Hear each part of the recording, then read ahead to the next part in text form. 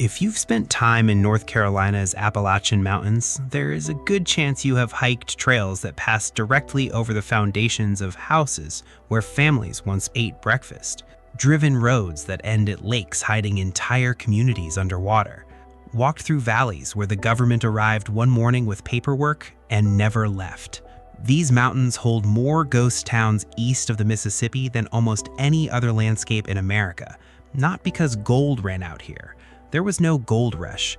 These towns died in ways that are harder to explain and harder to forget. A flood that came at midnight and lifted houses off their foundations with people still inside. A dam built to power the atomic bomb that erased 4 communities and a promise to the families that was never kept. A mountain hollow where the state refused to build one road, so the last families walked out of the mountains instead. In this video, we are going to 11 of those places. A moonshining settlement that sat in disputed territory for 50 years, claimed by neither North Carolina nor Tennessee and governed by no one. A town so hollowed out by abandonment that Hollywood drove past it one afternoon and said, "This is exactly what the end of the world looks like." And the one we are saving for last is not dramatic. No explosion, no disaster, no government order. Just the oldest kind of ending, and the one that runs deepest in these hills. Subscribe. Let's start with number 11. Number 11, Mortimer, Caldwell County, the town that was hit twice and only survived once. The Ritter Lumber Company arrived in 1904, bought the land along Wilson Creek, and built fast. Within 2 years, Mortimer had 800 residents, a company store, a blacksmith shop, a church, a school, a hotel, a movie theater, a railroad depot. Theodore Roosevelt reportedly stayed at the Laurel Inn when he traveled through western North Carolina. In 1916, a fire burned from Grandfather Mountain down to Wilson Creek. The flood that followed was the worst in Caldwell County history. It destroyed the railroad, gutted the lumber operations, and leveled most of the town. The company walked away. Mortimer rebuilt. That is what makes the second time so hard to explain. In August 13, 1940, a hurricane swept inland and Wilson Creek crested at 94 feet. 94 feet. The valley filled wall to wall. It came in the middle of the night. Wooden frame homes were lifted from their foundations. Some of the people inside them went with the water. When daylight came, Mortimer was gone. This time, nobody rebuilt. The railroad tracks were pulled up during World War II and melted down for the war effort. The valley went quiet. Today, Mortimer is inside Pisgah National Forest. Hike the trails and you find mill machinery rusting in the underbrush, concrete foundations barely visible under decades of forest growth. The people who scattered after 1940 went somewhere. Most of them had never lived anywhere else. Number 10, Cranberry, Avery County, the iron town that armed the Confederacy. White settlers found iron ore in Avery County as early as 1781. By 1860, the Cranberry Iron Corporation was running a forge on Cranberry Creek, and the Confederate Army came here for it, for cannons, swords, and firearms. 40 to 60 men worked these mountains during the war. Once a month, an enslaved man named Peter Hardin loaded bar iron onto a wagon and drove it down the mountain to Camp Vance near Morganton, where it was loaded onto trains headed for the front. His name appears in one historical marker, because someone wrote it down once. The ore deposit at Cranberry was the largest of its kind in the South, an outcrop 1,500 feet long and at times 800 feet wide, pure coarse granular magnetite. In 1882, the Tweetsie Railroad linked Cranberry to Johnson City, Tennessee. The town incorporated a hotel, a cafe, a post office, a general store. Cranberry became a real mountain town built on iron. By 1929, the furnace closed. The Tweetsie was decommissioned in 1950. The town was disincorporated. A historical marker on US 19E is what most people see of it now, if they notice it at all. Number 9, Lost Cove, Yancey County, where the moonshiners frolic unmolested. A newspaper once described Lost Cove as the place where the moonshiners frolic unmolested. That was not colorful writing. It was a legal fact. For nearly 50 years, Lost Cove sat on the exact border between North Carolina and Tennessee, and neither state would officially claim it. Judges in both states found themselves confused about which court had jurisdiction. Revenue agents from one state had no authority in the other. Moonshiners figured this out immediately.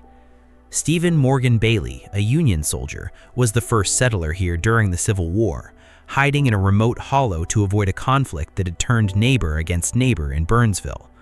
The families that followed, Baileys, Millers, Tiptons, Bryants, built a community of about 100 people that survived for nearly a century. No electricity, no running water, no road in or out. The only connection to the outside world was the railroad. When the CC&O stopped passenger service in the early 1950s, families lobbied North Carolina to build a road into Lost Cove. The legislature introduced the bill. It died in committee. Without the railroad and without a road, children had nowhere to go to school once the county consolidated its districts. On New Year's Day, 1958, the last family left Lost Cove. 3 structures remain. A cemetery bearing the names Bailey, Tipton, and Miller. Swin Miller's rusted Chevrolet still sits in a ditch where he left it. There is no road in. There never was. Number 8, Cataloochee Valley, Haywood County.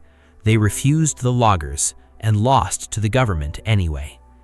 In 1928, Reverend Pat Davis gathered the community at Palmer's Chapel and told them what had been decided. Their valley was inside the proposed boundary for the Great Smoky Mountains National Park. Hattie Caldwell Davis was there that day. She later recalled women weeping, men threatening to dynamite the roads, men threatening to shoot anyone who tried to enter. What makes Cataloochee different from every other community on this list is a decision its residents had made for generations before the park arrived. When logging companies came through the surrounding Smokies and stripped 2/3 of the mountains bare, Cataloochee held out. They refused the loggers. That is why some of the oldest trees in the entire national park are found in this valley today. The families that saved those trees were forced out anyway. The Park Commission offered lifetime leases. By 1943, most families were gone. In 2001, elk were reintroduced, the first in the Smokies in 150 years. Today, they graze the same meadows those families once farmed. The families refused the loggers and lost the valley to the government. The elk arrived after everyone was gone. Nobody who was forced out of Cataloochee would find that comforting. Number 7, Henry River Mill Village, Burke County. District 12 was real, and the people were not characters. We are halfway through, and the next 5 are the ones that stay with you. Hit that like button and stay with us. In 2011, a Hollywood crew drove through Burke County looking for somewhere to film District 12, a coal mining town so stripped of hope that it could represent the most desperate place in a dystopian America. They pulled up to Henry River Mill Village and got out of their cars. They did not need to build anything. It was already there. Michael Erastus Rudisil built the mill in 1904 on the Henry River, chosen for its hydropower potential. By its peak, the mill had 12,000 spindles producing fine combed cotton yarn. Workers and their families lived in company houses lining the gorge, raised their children there, built entire lives inside those walls. The mill ran for decades. In 1977, the mill building burned. The last resident walked away in the late 1980s. What the crew found in 2011? 20 wooden mill houses slumping into the hillside, a 2-story brick company store crawling with ivy, overgrown stone stairways leading nowhere. They filmed The Hunger Games there. One building was blown apart for a scene. When audiences saw District 12 on screen, that row of sagging houses, they saw poverty. The people who came from Henry River Mill Village saw home. Their grandparents built those houses. Those are not the same thing. Number 6, Proctor, Hazel Creek, Swain County. The town drowned for the bomb and the road that was never built. There is a sign outside Bryson City, North Carolina. It reads, "Welcome to the road to nowhere, a broken promise, 1943?" The road winds 6 miles into the Smokies. It passes through a tunnel cut into the mountain. and ends. The tunnel goes nowhere. The road was never finished. Proctor was a lumber town on Hazel Creek with between 1,000 and 1,500 residents at its peak. The Ritter Lumber Company produced over 200 million board feet of timber. The town had electricity and telephone service before nearby Knoxville, a post office, a depot, a cafe, a barber shop, a movie theater. In 1942, the TVA needed Fontana Dam built fast.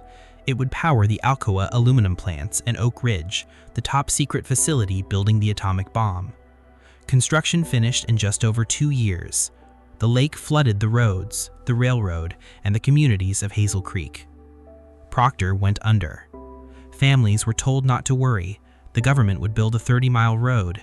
They could still visit their cemeteries. Construction started after the war. It stopped after 6 miles.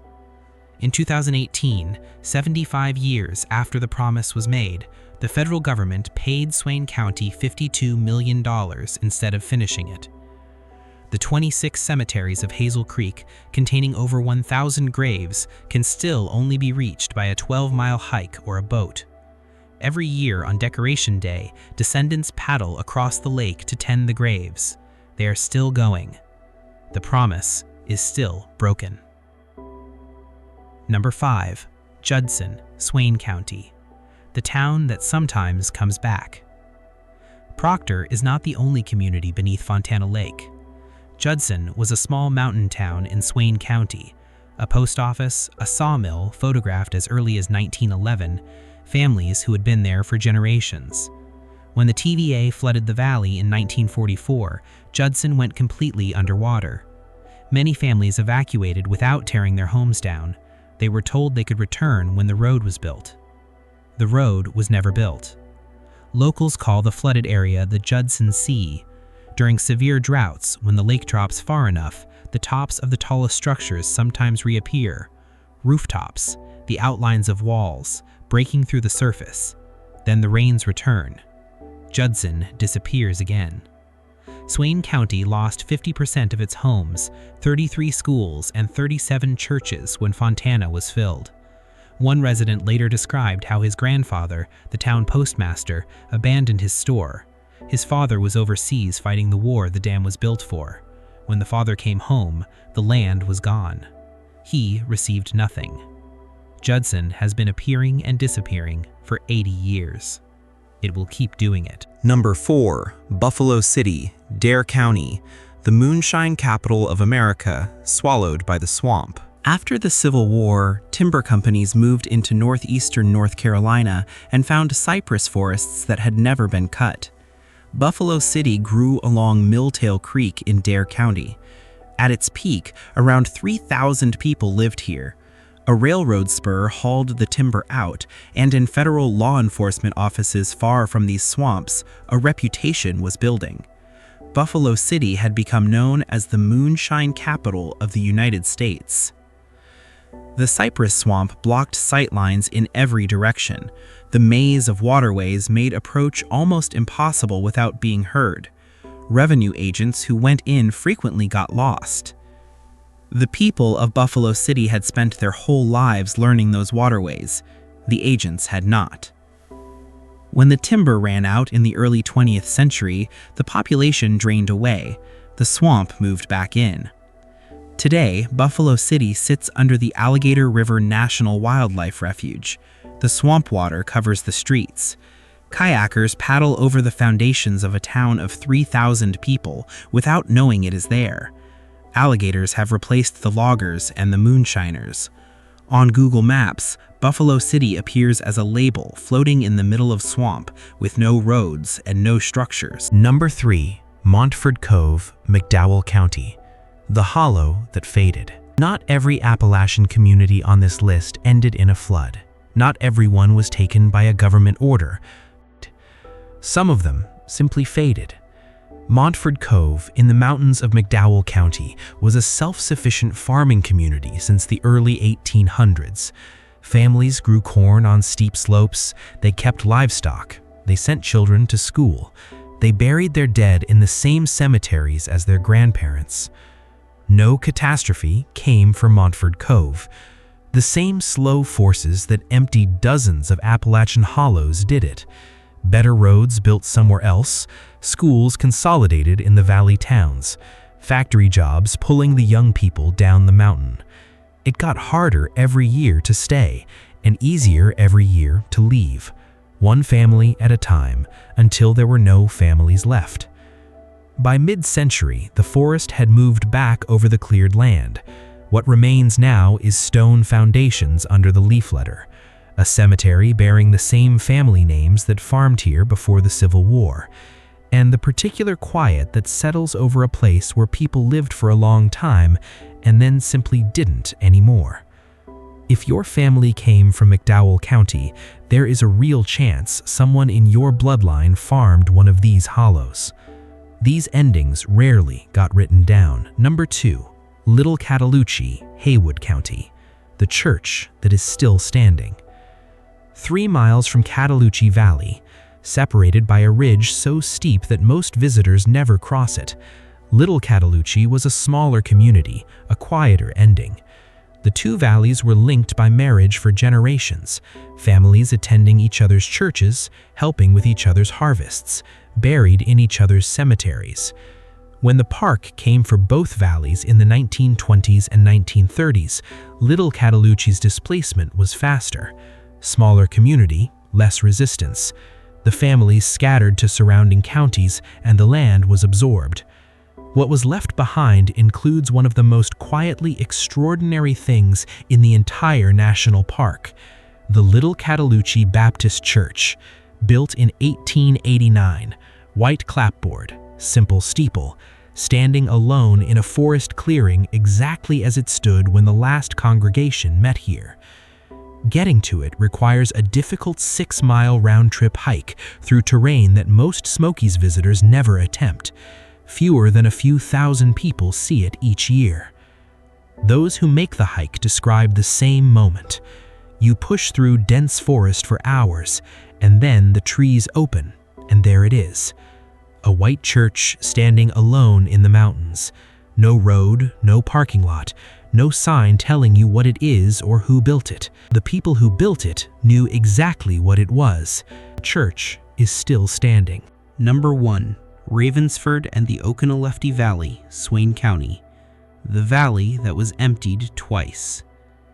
This is number 1 because it is not the most dramatic story on this list. It is number 1 because it is the most complete. The Oconaluftee Valley in Swain County has been emptied twice. The second time is what most visitors to the Great Smoky Mountains see when they arrive. The first time has been almost entirely erased from the story they are told. The Cherokee called this river Yuani, by the river, and their villages here were among the oldest known permanent settlements in the Smokies, occupied for thousands of years. By the early 1800s, this valley was the heart of the Cherokee Middletowns, a network of communities with their own governance, their own agriculture, their own trade, their own culture, a world that had existed here for generations beyond counting. In 1776, General Griffith Rutherford led Continental Army forces through these mountains. His forces burned the Cherokee villages of the Oconaluftee Valley to the ground. The people fled into the deeper mountains. European-American settlers arrived in the early 1800s. John Jacob Mingus came in the 1990s. His family's grist mill, built in 1886, still operates today at Mingus Mill inside the national park, one of the most visited historic sites in the Smokies. Those settler families worked the valley for over a century. Then in the 1920s and 1930s, when the Great Smoky Mountains National Park was assembled from logged-out land, the communities of Smokemont were displaced, as all the others before them had been. The Cherokee community of Ravensford, which had survived Rutherford's campaign and the Trail of Tears and a century of dispossession, lost additional land on the valley floor to the park boundary. Today, the Oconaluftee Visitor Center and Mingus Mill sit where Cherokee towns and Appalachian homesteads once occupied the same ground. The valley looks pristine. The river runs clean and cold. The mountains still carry the Cherokee name. Layer upon layer of people who called this valley home, each generation cleared away by the next. The final clearing labeled a national park and given an admission fee. The Oconaluftee Valley has been emptied twice. Both times the people who were forced to leave had less say in the matter than the people who forced them out. That is not unique to this valley. That is the story of the Appalachian Mountains from one end to another. 11 towns. A lumber community flooded twice on the same creek, rebuilt after the first time, gone after the second. An iron mine whose enslaved worker drove the Confederate war effort down the mountain every month and was remembered only because someone wrote his name down once. A moonshining hollow that governed itself for 50 years because neither state would claim it, and died when the state refused to build one road into it. A valley that saved the oldest trees in the Smokies and was forced out anyway. A mill town so worn down that Hollywood called it the end of the world. A town drowned to build the bomb that ended World War II, with a broken promise still marked by a sign on a road that goes nowhere. A town that comes back up through the lake water during droughts and disappears again when the rains return. If your family has been in North Carolina for more than one generation, there is a real chance someone in your bloodline came from a place like one of these. Maybe not a dramatic place. Maybe just a mountain hollow where a family farmed for 100 years and one day found there was no school left for the children, no railroad to carry the crops, nothing left to hold them there. They packed what they could carry and came down the mountain and found somewhere else to be. And they carried whatever grief comes from leaving a place your people built, and they set it down somewhere quietly, because the world did not leave much space for mourning what it decided to move on without. These places are still there. The creek still runs through Mortimer. The church is still standing in Little Cataloochee. The road outside Bryson City still ends at a tunnel that goes nowhere. Drop a comment and tell me what county your family is from. I read every single one. If this video showed you something about where you came from, share it with someone who needs to see it.